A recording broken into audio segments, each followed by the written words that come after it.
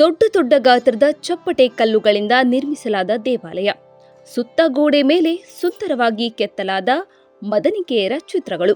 ನಕ್ಷತ್ರದ ಆಕಾರದಲ್ಲಿರುವ ಈ ದೇವಾಲಯವನ್ನ ಕಲ್ಮೇಶ್ವರ ದೇವಾಲಯ, ಈಶ್ವರ ದೇವಾಲಯ ಎಂದು ಕರೆಯುತ್ತಾರೆ.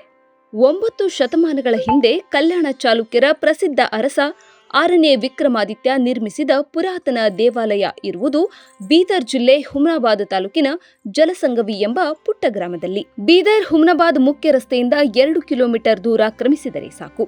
ಜಲಸಂಗಿ ಗ್ರಾಮದಲ್ಲಿರುವ ಐತಿಹಾಸಿಕ ದೇವಾಲಯ ನಿಮ್ಮ ಕಣ್ಮನ ಸೆಳೆಯುತ್ತದೆ. ಚಪ್ಪಟೆ ಆಕಾರದ ಕಲ್ಲಿನಿಂದ ಕಟ್ಟಿದ ಗೋಡೆಯ ಮೇಲೆ ಅಲ್ಲಲ್ಲಿ ವಿವಿಧ ಭಂಗಿಯಲ್ಲಿ ಕೆತ್ತಲಾದ ನಾಟ್ಯರಾಣಿ, ಗಣಪತಿ, ನರಸಿಂಹ ಶಿಲ್ಪಕಲೆ ವಿನ್ಯಾಸವು ನಾಡಿನ ಗತವೈಭವ ಸಾರಿ ಹೇಳುವಂತಿದೆ.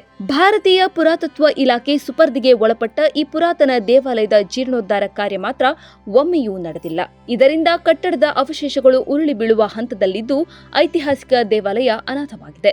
ಇಲ್ಲಿನ ಒಂದು ವಿಶೇಷತೆ ಏನಂದರೆ ವಿಕ್ರಮಾದಿತ್ಯ 6ನೇ ವಿಕ್ರಮಾದಿತ್ಯನ ಕಾಲದಲ್ಲಿ ಇಲ್ಲಿ ಕಟ್ಟಲಾಗಿರ್ತಕ್ಕಂಥ ಒಂದು ಕಲ್ಲೇಶ್ವರ ದೇವಾಲಯ ಇದೆ. ಆದರೆ ಇತ್ತೀಚೆಗೆ ಅದು ಬಹಳಷ್ಟು ನಿರ್ಲಕ್ಷ್ಯಕ್ಕೆ ಒಳಗಾಗಿರ್ತಕ್ಕಂಥದ್ದು. ಪ್ರವಾಸೋದ್ಯಮ ಇಲಾಖೆಗೆ ಒಳಪಟ್ಟಿದ್ದರೂ ಕೂಡ ಇದನ್ನು ನಿರ್ಲಕ್ಷ್ಯಕ್ಕೆ ಒಳಗಾಗಿರೋ ಕಾರಣ ಇಲ್ಲಿ ಬಹಳಷ್ಟು ಅವಶೇಷಗಳು ಇಲ್ಲಿ ಹಾಳಾಗಿರ್ತಕ್ಕಂಥದ್ದು. ಹಾಗಾಗಿ ಈ ಒಂದು ಗ್ರಾಮಕ್ಕೆ ನಾವು ಭೇಟಿ ನೀಡಿದ್ದೇವೆ. ಇಲ್ಲಿನ ಗ್ರಾಮಸ್ಥರು ಮತ್ತು ಇಲ್ಲಿನ ಊರಿನ ಈ ಒಂದು ವಿಶೇಷತೆ ಬಗ್ಗೆ ಇಲ್ಲಿನ ಗ್ರಾಮಸ್ಥರೇ ನಮ್ಮ ಜೊತೆಗಿದ್ದಾರೆ, ಅವರು ಮಾತಾಡ್ತಾರೆ. ಏನಂತ ಕೇಳಿ. ಇಲ್ಲಿನ ವಿಶೇಷತೆ ಇದು ನಕ್ಷತ್ರಾಕಾರದಲ್ಲಿ ದೇವಾಲಯ ಇದೆ. ನಕ್ಷತ್ರ ಆಕಾರದಲ್ಲಿದೆ. ಇದು 6ನೇ ವಿಕ್ರಮಾದಿತ್ಯ 12ನೇ ಶತಮಾನದಲ್ಲಿ ಕಟ್ಟನ ಕಲ್ಯಾಣಿ ಚಾಳುಕ್ಯರ ಶ್ರೇಷ್ಠ ಅರಸ ಆಗಿರುವಂತಹ 6ನೇ ವಿಕ್ರಮಾದಿತ್ಯ ಕಟ್ಟಿರುವಂತಹ ದೇವಸ್ಥಾನ ಇದು. ಇಲ್ಲಿ ಒಂದು ಶಾಸನನು ಬರೆದಿರುವಂತದ್ದ, ಆ ಶಾಸನ ಅಲ್ಲಿ ನೋಡಕ್ ಸಿಗ್ತದೆ. ಪೂರ್ಣ ಸುತ್ತಗೋಡೆ ಇರದ ಕಾರಣ ಕಟ್ಟಡದ ಸುತ್ತಲೂ ಜಾನುವಾರು ನೆಲೆಸುವಂತಾಗಿದೆ.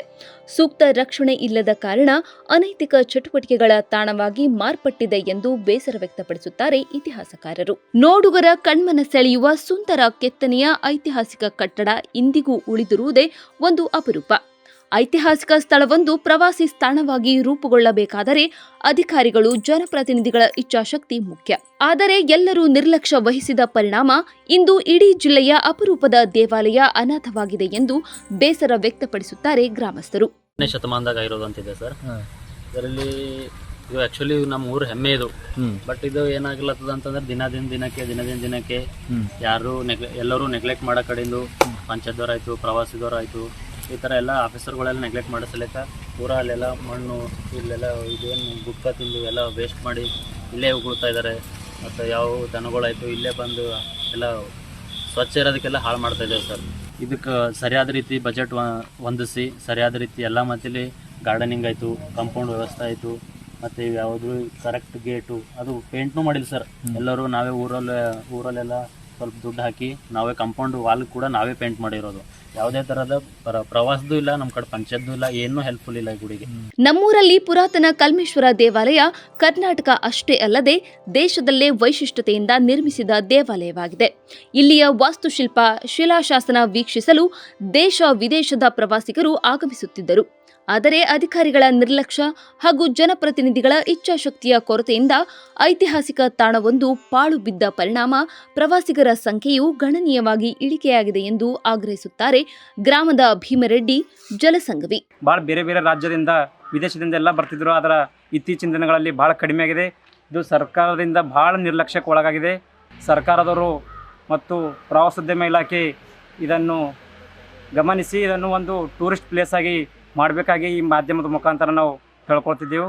ಈಶ್ವರ ದೇವಾಲಯ ಅತ್ಯಂತ ಸುಂದರ ರಚನೆಯಿಂದ ಕೂಡಿದೆ. ಕರ್ನಾಟಕ ಐತಿಹಾಸಿಕ ಪರಂಪರೆ ಸಾರುವ ಈ ಕಟ್ಟಡ ಅಭಿವೃದ್ಧಿಗೆ ಗ್ರಾಮ ಪಂಚಾಯಿತಿಯಿಂದ 5 ಲಕ್ಷ ಅನುದಾನದಲ್ಲಿ ಉದ್ಯಾನವನ ನಿರ್ಮಿಸಲು ಯೋಜನೆ ರೂಪಿಸಲಾಗಿದೆ.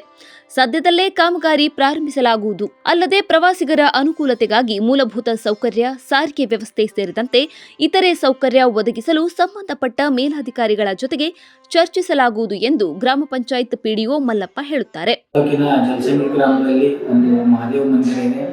ಅದು ಬಹಳ ಪುರಾತನವಾದಂತಹ ದೇವಾಲಯ. ಅಲ್ಲಿ ನಾವು ಗ್ರಾಮ ಪಂಚಾಯಿತಿಯಿಂದ ಒಂದು ಉದ್ಯಾನವನ ಕಾಮಗಾರಿಗಳನ್ನು ಇಟ್ಕೊಂಡಿದ್ದೀವಿ. ಮುಂದಿನ ದಿನಗಳಲ್ಲಿ ಒಂದು ಸ್ವಲ್ಪ ಅದಕ್ಕೆ ಇನ್ನೂ ಡೆವಲಪ್ಮೆಂಟ್ ಮಾಡಿ ಪ್ರವಾಸೋದ್ಯಮ ಬೆಳಲಿಕ್ಕೆ ಅನುಕೂಲ ಆಗ್ತದೆ ಅನ್ನೋ ಉದ್ದೇಶದಿಂದ ನಾವು ಇಲ್ಲಿ ಉದ್ಯಾನವನ ಮಾಡ್ತಾ ಇದ್ದೀವಿ. ಮತ್ತು ಪ್ರವಾಸೋದ್ಯಮ ಇಲಾಖೆ ಜೊತೆ ಮಾತಾಡಿ ಅವರೆಲ್ಲ ಕಾಂಪೌಂಡ್ ಸ್ಟಾರ್ಟ್ ಮಾಡ್ತಾ ಇದ್ದಾರೆ ಈಗ ಅಂತ ಹೇಳ್ತಾ ನೋಡೋ ಈ ಬಸ್ಸಿನ ವ್ಯವಸ್ಥೆ ಮಾಡ್ಲಿಕ್ಕೂ ಪ್ರವಾಸೋದ್ಯಮ ಬೆಳಲಿಕ್ಕೆ ಬಸ್ಸಿನ ವ್ಯವಸ್ಥೆ ಮಾಡ್ಲಿಕ್ಕೂ ನಾವು ಡಬ್ಬಿದವ್ರ ಜೊತೆ ಮಾತಾಡ್ತೀವಿ. ಹೀಗಾಗಿ ಎಲ್ಲರೂ ಜನರು ಸರ್ಕಾರನೂ ಮಾಡ್ತೀವಿ, ಉದ್ಯಾನವನ ಮಾಡ್ತೀವಿ ಅಂತ ಹೇಳ್ತೀವಿ.